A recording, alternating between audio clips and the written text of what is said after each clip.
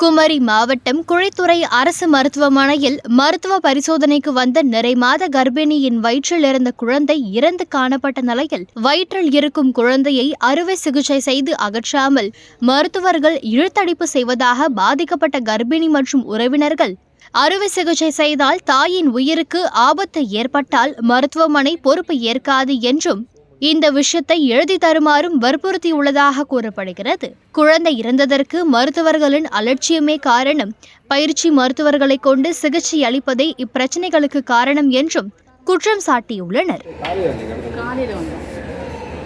காலையில் வந்தப்போ டாக்டர் எடுத்த லாஸ்ட் முதல் பயிற்சி பிள்ளைகள் தான் என்ன பார்த்தோம். அவள் சொல்லி அதுலேயே அரை மணிக்கு ஒரு ஆச்சு. ஸ்கேன் எடுத்தப்போ இங்கே சொன்னாங்க பழைய ஸ்கேனு 2 நாளைக்கு முன்னாடி 9ஆம் மாதம் ஸ்கேன் அதை பார்த்துட்டு இது பிள்ளை எல்லாம் நல்லா தான் இருக்குது. ஆனால் தண்ணி அதிகமாக இருக்குன்னு சொல்லியிருக்கு. கீழே சொல்லியிருக்கு இல்லை அசைவு இல்லை